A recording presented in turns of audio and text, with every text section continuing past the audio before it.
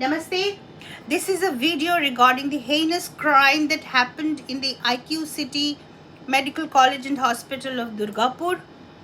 I didn't want to talk much on this issue, but people with sensitive mind can't help but respond to certain issues that happened around them because we are social beings, we live in a society, and when we see certain things, undesirable discourse of events, then it is our social responsibility to talk about it. And with respect to that, in this video I wanted to draw the listeners notice to certain aspects. Number one, the narrative, the narrative cycle is still being controlled by the rulers of West Bengal, the rulers of West Bengal. When the West Bengal chief minister landed on with her statement that the girl had gone out to the college hostel at around 12 o'clock in the midnight, and that time is not safe for girls, then all the people started like started to try to illegitimize the statement of the West Bengal chief minister. The whole ecosystem, the media, they started finding out whether the girl went out at 12 o'clock or 8 o'clock. So, thus, the West Bengal chief minister herself had kept the narrative cycle in her control. People engaged in finding out which was the time, while it was not the time, but the incident was heinous. Whether it happened, it could have happened at 8 o'clock, it could have happened at 12 at midnight, it could have happened 7 in the morning, it could have happened 12 noon. The timing is not important. The important thing is the incident that happened. And uh, Mamata Bandyopadhyay had landed with her statement to drag the people's notice away from the heinous crime to the controversial statement of hers, and she's successful in that. And that's exactly what I wanted to draw the listeners' notice to, that West Bengal is a place of narrative-based politics. And Mamata Banerjee is a successful people's leader in that way. And this time also she is successful. Um, so the more important points are those which people are not talking about. The leader of the opposition has said, and the girl's father also has said, that the police is not letting him meet his daughter in the hospital where she is under treatment. And this one I believe because I am observing this state for quite a few years. I know that whenever such girls have been victims of sexual predators, and the police have rescued them and placed them either in some hospital or in some home, then the first thing that the police have done, the police forces have done, is to stop the victim's parents or own people to meet that victim. And here also the same pattern is being maintained. The police is not letting the girl meet her father. So we are not aware whether the police is training the girl to say something or not. Whether the police itself is, is like convincing to say something, like the police is grooming the girl or not regarding what to say and what not to say, whether the girl is being threatened by the police itself, that we are not able to we are not confirmed about it until and unless the parents of the girl can meet the girl freely.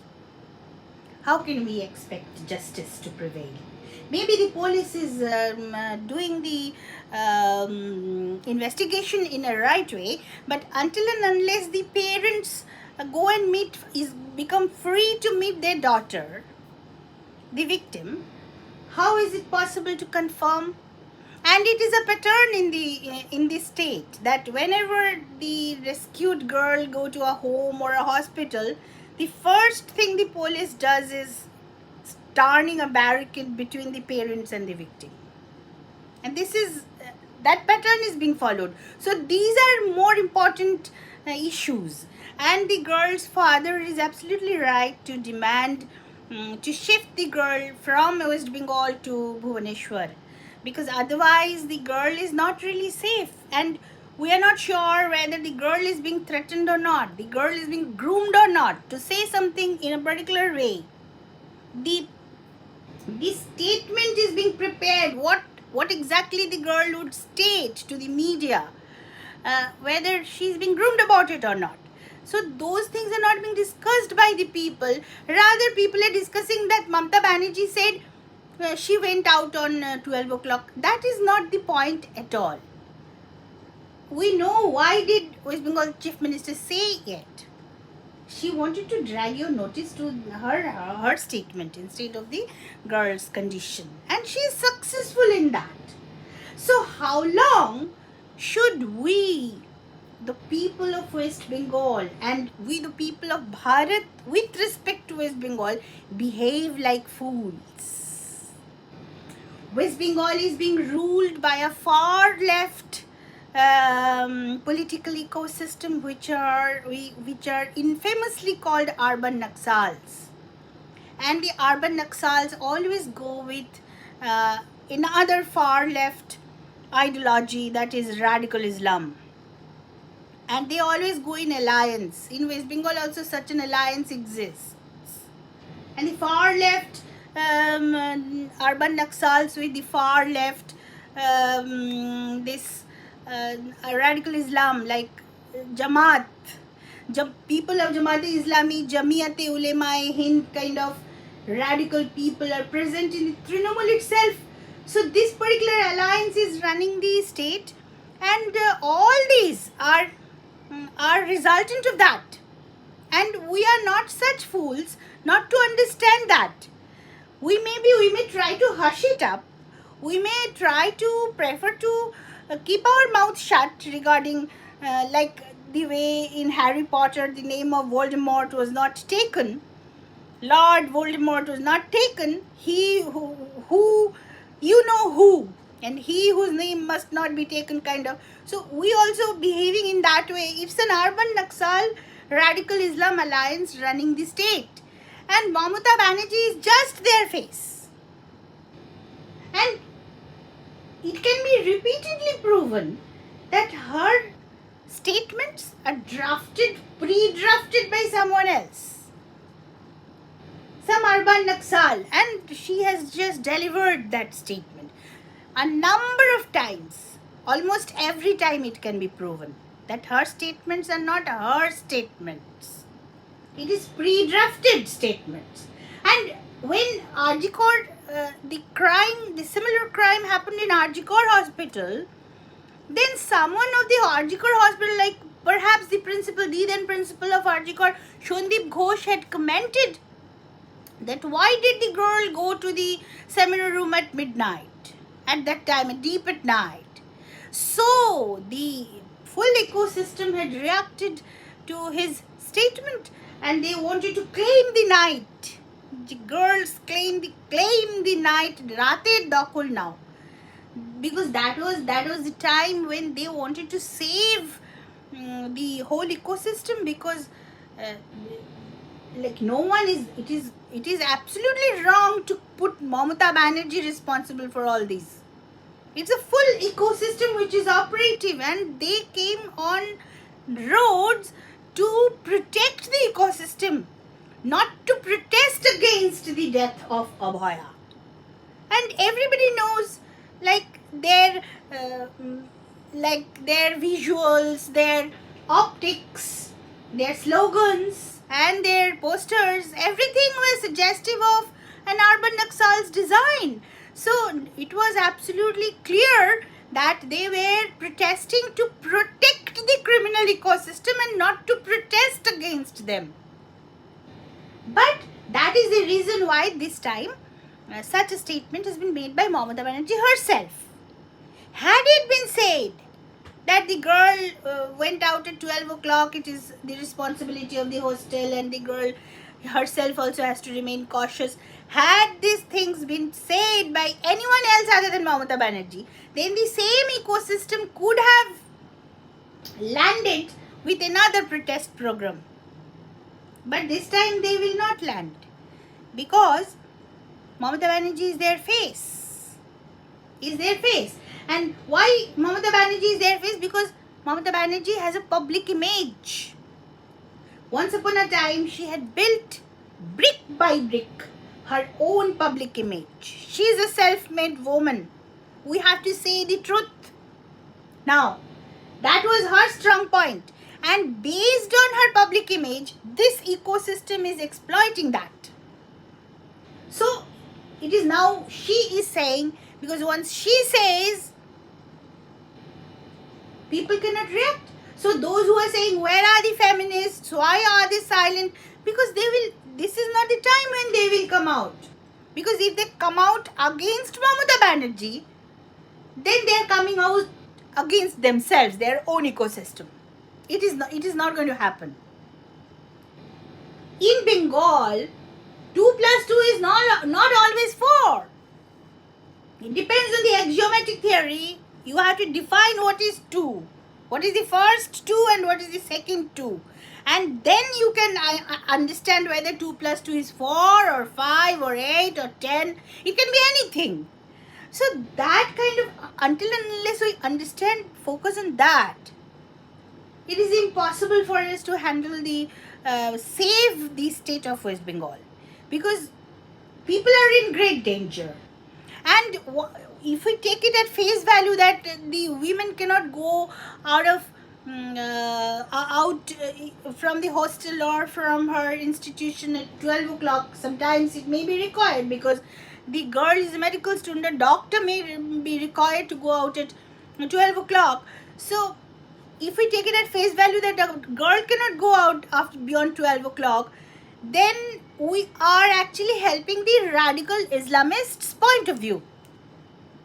Do we remember that in 2022 there was a case going on in Karnataka High Court regarding whether the girls should wear hijab in educational institutions or not? The Karnataka High Court had ordered that hijab, the institution had banned hijab as part of the institution's uniform, and that was correct. And the protest was going on for hijab. And some people are saying that why are people protesting against hijab? It is only related to the Islamic girls. It is not related to all. But then at that time I also wrote another piece in some news portal that it is not only hijab. It is not true that imposing hijab on Islamic girls, Islamists, keep the other girls safe. No, not at all. If we say that it is mandatory to wear hijab for any girl, maybe an Islamist girl, then the girls who are not wearing hijab will fall in danger. It is actually legitimizing attack on non-hijab wearing girls. So hijab cannot be mandatory. Not even on the Islamic girls, because it can be mandatory for them. Very nice. But whenever we get a kind of a verdict for that, then those who are not supposed to wear hijab, like the non-Muslims who are not supposed to wear hijab, and if they don't wear, then some people may think that these people are not wearing hijab, so maybe they can be attacked. It's kind of legitimizing. So I wrote a piece on that. So this is also a similar situation. If the Chief Minister says that the girls cannot go out at night after 12 o'clock, then she's kind of legitimizing. This can be interpreted in that way, that she's kind of legitimizing attack on girls beyond 12 at night. Because, as I said, that the state is being ruled by an alliance of the far left urban Naxals and the far left radical Islam. So this alliance will be very happy. Any girl goes out at 12 o'clock or maybe 11 o'clock, then legitimized because she went out. That is not the point. The point is, why should people have at all the idea of oppressing women like this? And there are people who are saying that Uttar Pradesh and Odisha and all these people. Look, Uttar Pradesh it was a very dangerous state. Uttar Pradesh is not a matter of joke. It was not a matter of joke before 2017, because I have my friends who said that it was impossible that you were finishing your job from a particular factory, you travel along a particular stretch of Uttar Pradesh and reach somewhere else. It was impossible, even if you travel by car. It was impossible for working women, and a different situation altogether. After 2017, after the rule of having Yogi Adityanath as the CM, the situation of Uttar Pradesh has improved. Like, with respect to Uttar Pradesh, it has improved like hell and heaven difference. But still, it is Uttar Pradesh. It is shameful that Bengal is being compared with Uttar Pradesh in terms of such incidents. That is not what we are really looking for. Bengal should be compared to Bengal itself. For example, Bengal is the place where the Renaissance happened. Raja Ram Mohan Roy and Ishwar Chandra Vidyasagar and so many other people. I can't name, like, if we start naming the luminaries of Bengal, then the list will never end. So Bengal is that place. It is the think tank. It used to be the think tank of Bharat once upon a time. So Bengal should be compared to that Bengal, not with Uttar Pradesh in any case. But some people of the ruling party, they are the mercenaries of the ruling party, they compare that it happened in Lucknow, it happened. I mean, these are not the comparisons. A Bengal girl a Bengal girl was never groomed like that. A UP girl is groomed, a Bihar girl is groomed in that way. They know the code of conduct and the kind of the decorum and protocol, what to do, not to go out beyond this time. When I had been, for my job, I had been in Delhi. We were asked never to go out in the evening, in Greater Kailash. Delhi, I was staying in Greater Kailash. We were not allowed to go, we were asked not to go out in the evening on foot. So, the grooming also differs place to place. So, today we can't say that things are happening in Uttar Pradesh, so it will happen in Bengal. No. That cannot happen. Bengal girls are not groomed like that. I have been born and brought up in Bengal. I never had to bother about the safety and security. I came back at 10:30 at night from the office. Post office, staying back, workload, staying back, finishing, coming back home at 10:30, no problems. We had that safety in Bengal. But these days it is impossible to imagine. Bengal has to be compared with Bengal, not with Uttar Pradesh. One of my friends said that we need in Uttar Pradesh, we need 4 or 5 other madmen like Yogi Adityanath. We need 5 Yogi Adityanaths to rectify Uttar Pradesh perfectly. One Yogi Adityanath has made this change. But that cannot be the standard for Bengal. Now, my request to my listeners and to all, that please kindly focus on the right issue. The girl should be protected of Durgapur Medical College and Hospital. The girl should be protected. It is better if the girl is shifted to her own state, Odisha, at this point of time, because her life and her mental health is at stake in West Bengal. I'm sure about it. I can say this from my own observations, because I'm observing the state for quite some time, because they are, her mental health and her physical health, her physical safety and security, both are at stake, seems to be at stake, and that is why she should be shifted to her hometown, home state. Thank you very much.